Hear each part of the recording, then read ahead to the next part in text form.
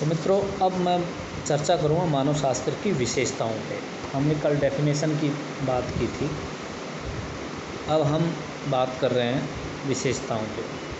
मानव शास्त्र की क्या क्या विशेषता है। नंबर 1, मानव शास्त्र में मानव जाति पृथ्वी पर आई तब से लेकर आज तक का अध्ययन करते हैं। कोई पक्ष नहीं छोड़ता है कि वर्तमान को हम छोड़ दें। ठीक है। दूसरा है, मानव शरीर की उत्पत्ति और विकास का अध्ययन करता है। फिजिकल शरीर क्रमबद्ध कैसे विकास हुआ। मैंने बताया ना कल कि जावा, ऑस्ट्रेलोपिथिकस, पिकिंग, ये सारे जो मेडिटेरियन, तो ये सारे जो नाम हैं यानी ये क्रम से है। और लास्ट में जो है आधुनिक विकसित मानव बना है। क्या नाम है? वैज्ञानिक नाम क्या है आधुनिक मानव विकसित मानव का? नहीं मालूम? Homo sapiens. तो होमो सैपियंस तक की कहानी का हम इसमें अध्ययन करते हैं, मानव शरीर की भौतिक उत्पत्ति और विकास का। अगला है संस्कृति की उत्पत्ति और विकास का।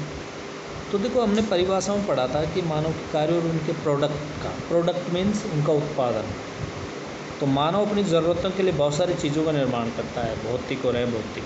कुछ चीज़ें दिखती हैं जैसे मकान है, पंखा है, फैशन है, ये चश्मा दिख रहा है आपको, मोबाइल है, ये सब चीज़ें क्या है? ये संस्कृति के हिस्से हैं। रीति रिवाज हैं, परंपराएं, ये दिखती नहीं हैं, यह अभौतिक पक्ष है। तो इस संस्कृति को मानव से अलग नहीं कर सकते, इसलिए इसका अध्ययन भी इसमें किया जाता है। मानव शरीर की संरचना और कार्यों का अध्ययन करता है। मानव शरीर की संरचना और कार्यों का अध्ययन करता है। मानव शरीर की संरचना, नाप जोख, नाप चौड़ा कितना है, खोपड़ी कितनी क्यूबिक सेंटीमीटर की है ना। जैसे चीन और भारत के लोगों में अंतर है कि नहीं है? फोटो में देख लो, आँखों में देख लो, है ना। अफ्रीकन लोगों के बालों में देखो, त्वचा का रंग देखो आप, कई जगह हाइट्स का भी है।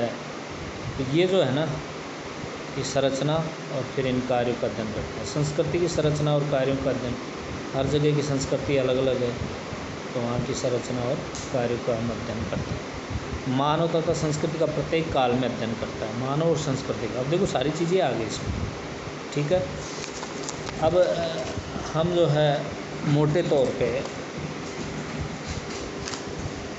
मानव शास्त्र के जो है इस प्रकृति को दो भागों में बांट सकते हैं समझने के लिए, इसकी विशेषताओं को समझने के लिए और इसकी परिभाषा को भी समझने के लिए। एक तो मानव शास्त्र का अर्थ लिया जाता है मानव का अध्ययन, दूसरा लिया जाए मानव के कार्यों का अध्ययन। अब मानव के अध्ययन में उत्पत्ति और विकास तथा संरचना और कार्य।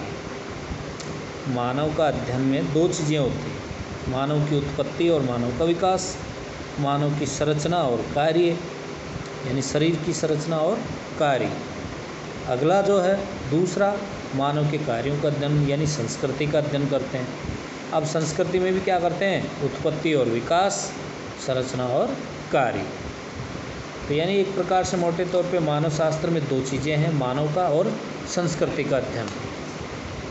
मानव का अध्ययन में हम दो चीज़ें लेते हैं, उत्पत्ति विकास और उसके कार्य, और संस्कृति में भी उत्पत्ति और विकास और उसके कार्य का अध्ययन किया जाता है।